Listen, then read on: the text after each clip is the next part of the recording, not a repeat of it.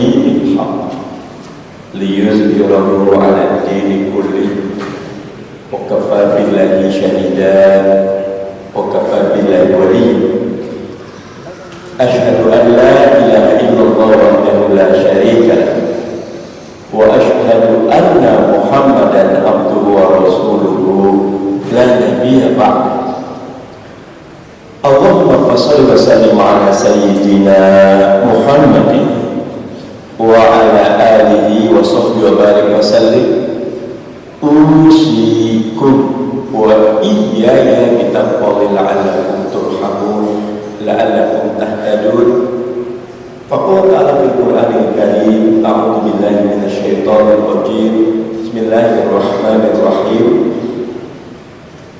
يا أيها الذين آمنوا اتقوا الله حق تقاته ولا تموتن إلا وأنتم مسلمون وقال تعالى أيضا كنتم خير أمة أخرجت للناس تأمرون بالمعروف وتنهون عن المنكر وتؤمنون بالله إلى آخر الآية وقال رسول الله صلى الله عليه وسلم خير الناس أنفعهم للناس أو كما قال رسول الله صلى الله عليه وسلم صدق الله العظيم وصدق رسول الكريم ونحن على ذلك لشهيد أما بعد.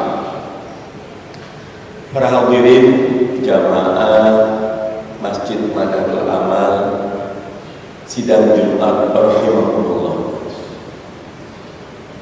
Ramadan sudah meninggalkan kita.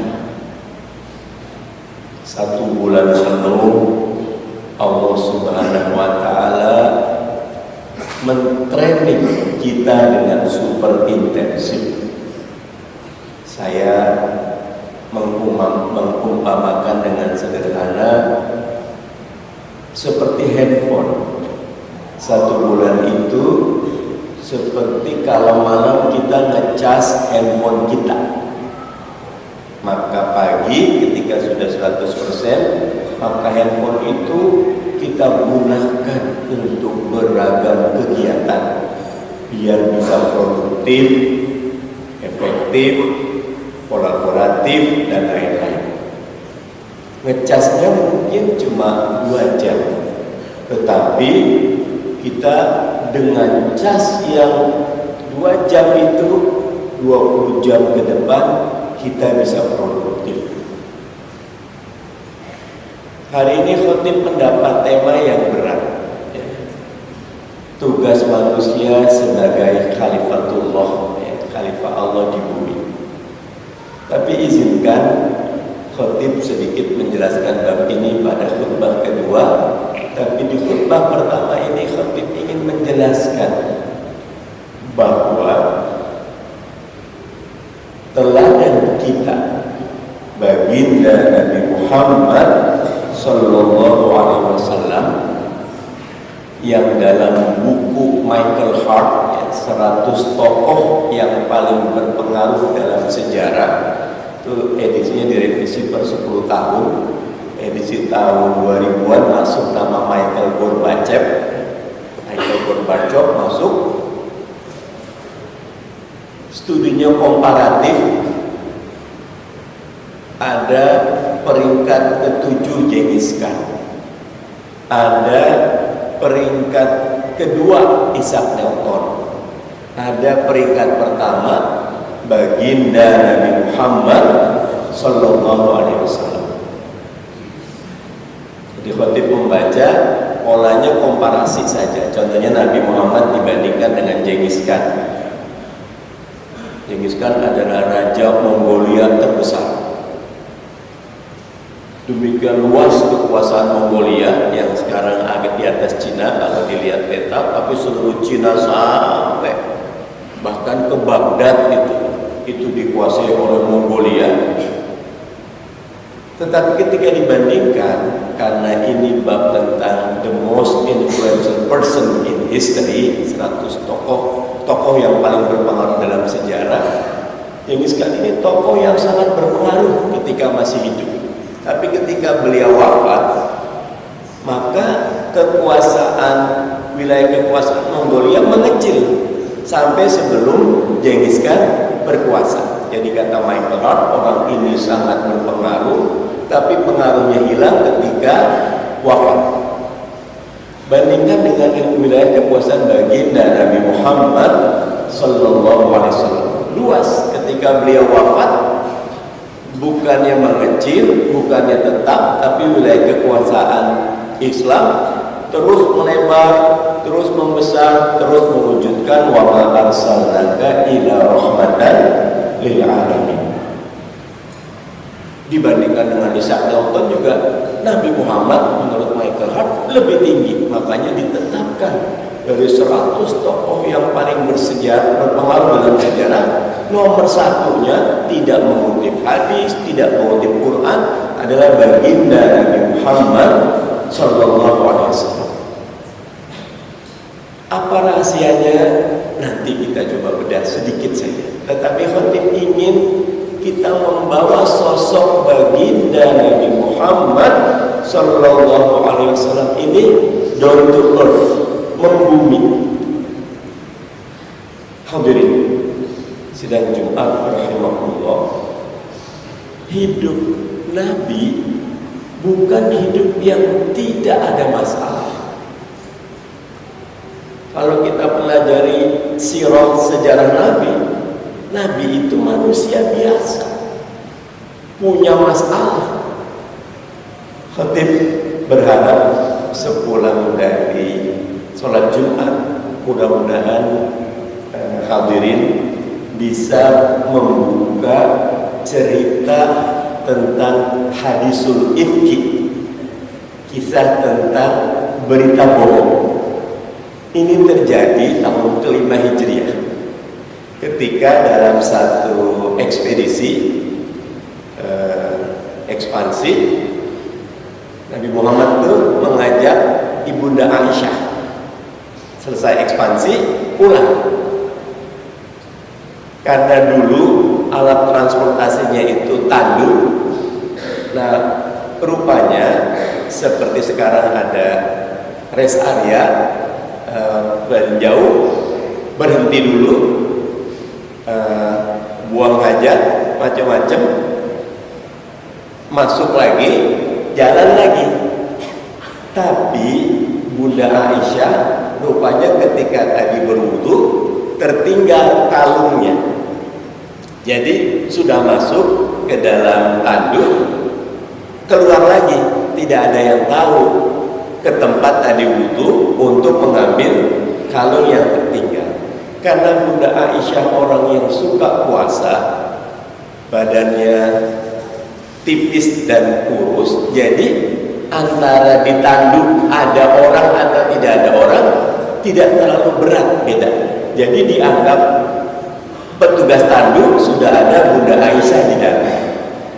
Padahal Bunda Aisyah sedang mengambil kalungnya yang tertinggal.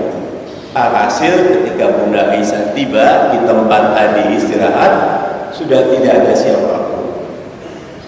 Sudah petang, sendirian di tempat yang tidak ada orang, berdoa. Tiba-tiba datang Sofwan, sahabat Nabi yang memang punya tugas seperti pasukan sapu jagat yang membersihkan ada yang tertinggal belakang. Terkejutnya Sofwan melihat ada satu sosok perempuan. Lebih terkejut lagi ketika ditanya, itu adalah Bunda Aisyah radhiyallahu anha yang tertinggal. Maka segeralah Bunda Aisyah disuruh naik ke onta. Sofwan jalan agak jauh, dituntunlah onta itu. Masuklah onta itu ke Madinah. Heboh dengan berita ada apa antara Aisyah dengan Sofwan. Berkembanglah hadisul ifki, berita bohong. Ada yang mengatakan terjadi affair, ada yang perzinahan, ada macam-macam dan berkembang. Sehingga Bunda Aisyah sakit, Kemudian Nabi juga, ini indahnya baginda Nabi Muhammad Sallallahu Alaihi Wasallam. Kalau Nabi palsu, maka Nabi akan mudah. Sudah ada ayat turun yang mengatakan Aisyah tidak bersalah. Tapi tidak, baginda Nabi berdoa, ya Allah, apa pendapatmu terhadap masalah ini? Dalam riwayat 30 hari, ada yang mengatakan 45 hari tidak ada wahyu yang turun. Kalau bahasa sekarang, trending topik Aisyah sama Sofwan ini berlangsung 30 hari sampai Aisyah tidak tahan karena baginda Nabi juga tidak memutuskan. Akhirnya Aisyah minta dihantar ke tempat ayahnya, Sayyidina Abu Bakar. Hadirin, ini krisis kepercayaan, krisis keluarga, krisis manusiawi yang kita semua merasakan. Kita manusia, sebelum menjadi tugas khalifah, kita manusia dengan segala masalah. Tetapi dengan semua berpegang kepada tali Allah, Aisyah berdoa.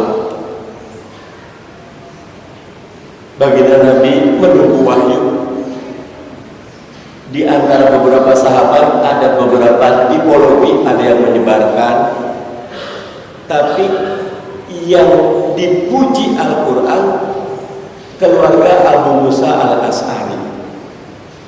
Ketika sebagian banyak sekali yang termakan isu ini, istrinya Abu Musa bertanya kepada Abu Musa, wahai suamiku, engkau dengar kisah tentang Aisyah dan Sofwan?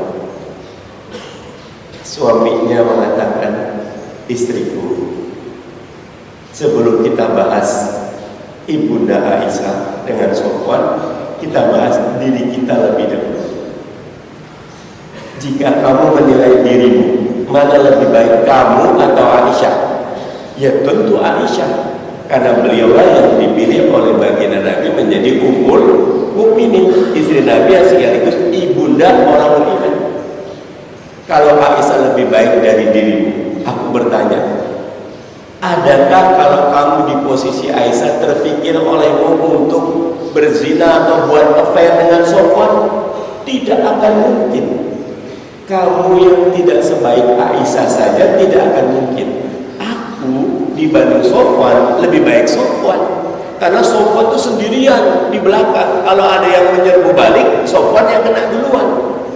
Sofwan yang lebih baik dibanding aku saja kalau ketemu ibunda Aisyah tidak akan pernah ada pikiran setitik pun menodai kesucian ibunda Aisyah.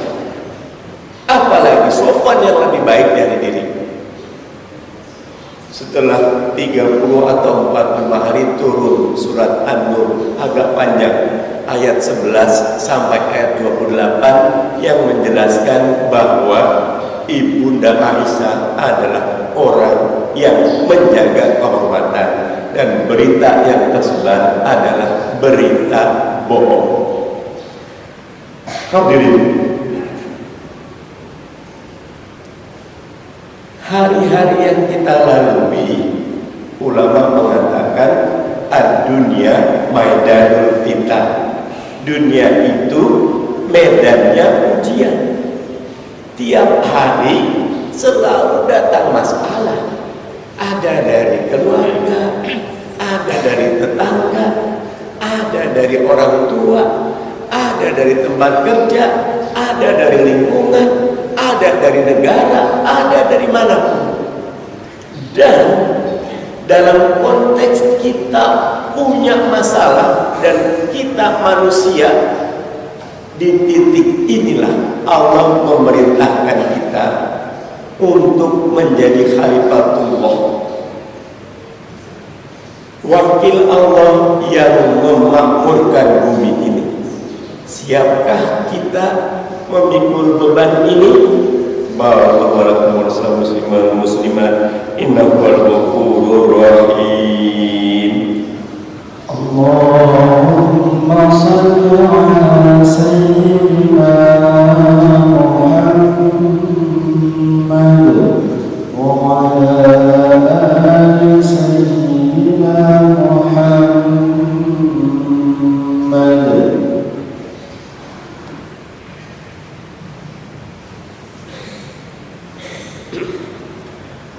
Bismillah, alhamdulillah, wassalatu wassalamu ala rasulillah Muhammad ibn Abdillah wa ala alihi wa sahbihi wa man tabi'a wa mawal wa la hawla wa la quwwata illa billah, amma ba'd.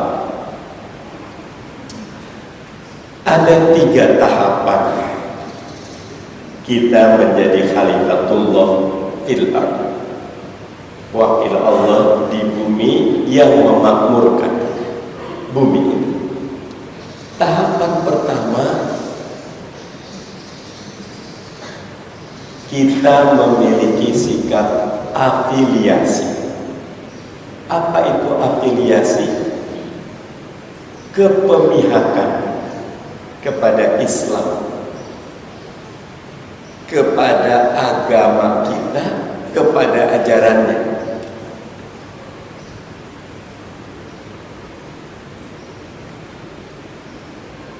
Ketika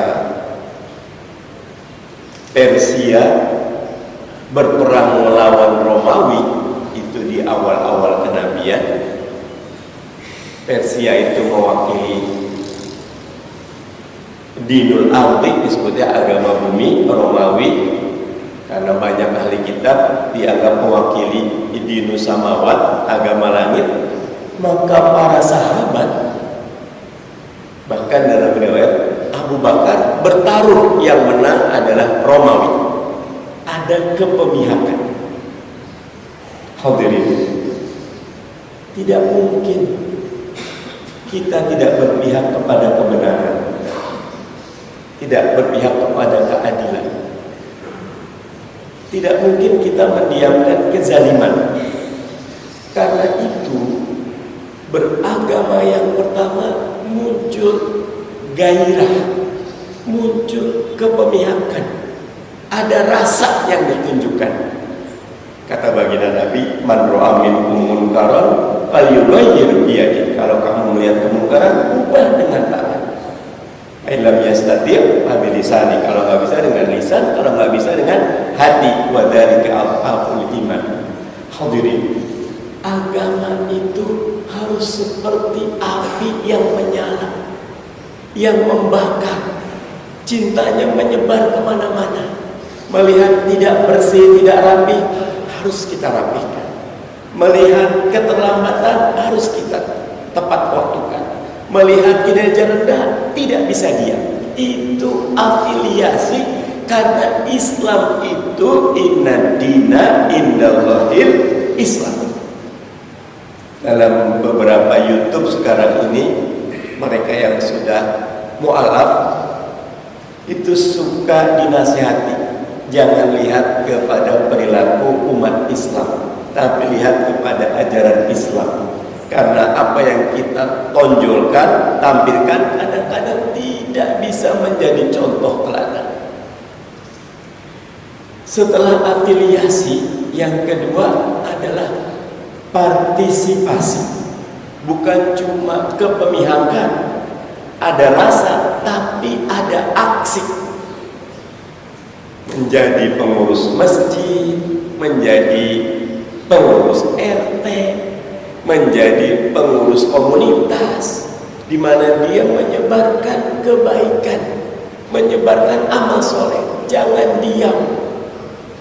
Karena kalau kita lihat hidup baginda Nabi Muhammad Sallallahu Alaihi Wasallam, betul-betul bergerak.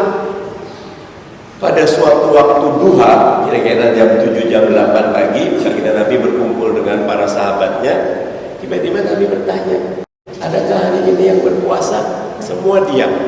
Tapi ada satu orang dengan suara lirih menjawab, saya ya Rasulullah. Ternyata itu adalah Sayyidina Abu Bakar. Nabi bicara lagi, ngobrol lagi. Kemudian Nabi bertanya, adakah di antara kalian yang sudah jenguk orang yang sakit? Semuanya diam, karena masih pagi, belum banyak yang beraktivitas. Ada suara lirih menjawab, saya ya Rasulullah. Ternyata lagi-lagi Sayyidina Abu Bakar. Adakah yang bincang lagi? adakah yang sudah berinfak memberi makan fakir miskin? Semua diam, karena lagi-lagi masih pagi. Ternyata lagi-lagi ada jawaban dengan lirih, saya ya Rasulullah. Lagi-lagi Sayyidina Abu Bakar. Kami berbincang lagi, ngobrol lagi, kemudian Nabi bertanya, adakah yang sudah mengumpulkan jenazah pagi ini? Pagi hari. Lama tidak ada yang menjawab, lagi-lagi yang menjawab, saya ya Rasulullah adalah Sayyidina Abu Bakar. Kata baginda Nabi, tidak berkumpul kebaikan dari diri seseorang melainkan surga baginya. Nabi bersabda, barakati ummati fi bukuriha, keberkahan umatku ada kepada kediniannya. Makin early, makin pagi, makin baik. Saya Pak Rektor, ini lulusan Malaysia. Malaysia itu waktunya 1 jam lebih awal dibanding Indonesia. Jadi aktivitas kita kalau jam 7 pagi itu masuk kerja, maka jam 6 setara dengan jam 6 di sini. Makanya kalau kami habis sholat subuh nggak ada tidur lagi, karena habis subuh ya harus siap-siap, karena jam 7 pagi sudah masuk kantor setara dengan jam 6 pagi. Nanti pulangnya jam 4 sore setara dengan jam 3. Waktu ke maghribnya masih ada waktu gitu. Bagus sekali kalau kita bisa mendinikan hari kita, di mana amal soleh kita bisa berlipat ganda. Tapi afiliasi dan partisipasi saya tidak cukup. Harus yang ketiga, kontribusi. Apa itu? Menjadi orang terbaik di bidangnya. Alladzi khalaqal mauta wal hayata liyabluwakum ayyukum ahsanu amala. Orang yang Allah minta itu adalah amal yang diminta, amal yang terbaik. Makanya kalau kita baginda Nabi mendidik para sahabatnya, mereka adalah champion, mereka adalah para pelopor. Sayyidina Ali dikenal sebagai Bahul Ulum, samudra ilmu. Umar bin Khattab itu dikenal sebagai leadership kualitinya luar biasa. Walaupun kalau kita melihat sepanjang baginda hidup, Umar tidak pernah mendapat posisi sebagai pemimpin. Dalam cerita, Ali mengumumkan besok Nabi akan memilih salah satu dari kalian jadi pemimpin. Umar datang paling awal, pakai baju paling bagus, diri di depan, berharap dipilih, tapi yang dipilih ternyata Abu Dujana yang ada di belakang. Kenapa baginda Nabi sangat paham Umar ini leadership kualitinya luar biasa. Tapi Umar tidak akan jadi pemimpin terbaik sebelum memahami sikap keprajuritan yang baik. Makanya sepanjang Nabi hidup yang dijadikan Umar itu prajurit.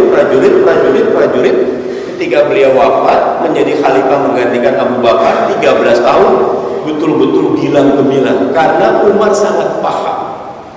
Menjadi leader yang baik didasari menjadi prajurit yang taat dan baik. Kita lihat sahabat Nabi yang lain, hadirin, menjadi khalifah dalam kondisi kemanusiaan kita yang punya masalah. Tidak bisa saya menjadi dosen yang terbaik tapi mengabaikan keluarga. Tidak bisa. Tidak bisa menjadi politikus yang baik tapi melalaikan. Tidak bisa. Karena kita hidup dalam era di mana masalah di sekitar kita, tapi di titik itu Allah meminta kita memberikan yang terbaik melalui salah satunya afiliasi, partisipasi, dan kontribusi. Semoga Allah merahmati dan memberkahi kita sekalian, jadikan kita orang-orang yang mendapatkan rahmat setelah bulan Ramadan, orang-orang yang menjaga nilai-nilai Ramadan setelah Ramadan, dan kita dipertemukan kembali kepada Ramadan dalam keadaan iman dan wahtisaban, yang dengannya Allah anugerahkan husnul khotimah kepada kita dan diberikan surga di sisi Allah Subhanahu wa taala. Innallaha wa malaikatahu yusholluna 'alan nabi ya ayyuhalladzina amanu shallu 'alaihi wa taslima. Allahumma shalli 'ala sayyidina Muhammad wa 'ala ali sayyidina Muhammad كما صليت على سيدنا إبراهيم وعلى آل سيدنا إبراهيم وبارك على سيدنا محمد وعلى آل سيدنا محمد كما باركت على سيدنا إبراهيم وعلى آل سيدنا إبراهيم في العالمين إنك حميد مجيد. اللهم اغفر للمسلمين والمسلمات والمؤمنين والمؤمنات الأحياء منهم والأموات إنه قريب مجيب دعوات ويقضي الحاجات. ربنا ظلمنا أنفسنا وإن لم تغفر لنا وترحمنا لنكونن من الخاسرين. ربنا هب لنا من أزواجنا وذريتنا قرة أعين واجعلنا للمتقين إماما. ربنا ولإخواننا الذين سبقونا بالإيمان ولا تجعل في قلوبنا غلا للذين آمنوا ربنا إنك رؤوف رحيم. ربنا آتنا في الدنيا حسنة وفي الآخرة حسنة وقنا عذاب النار. عباد الله إن الله يأمر بالعدل والإحسان وإيتاء ذي القربى وينهى عن الفحشاء والمنكر والبغي يعظكم لعلكم تذكرون. فاذكروا أذكركم واشكروا زدكم ولذكر أكبر. أقيموا الصلاة.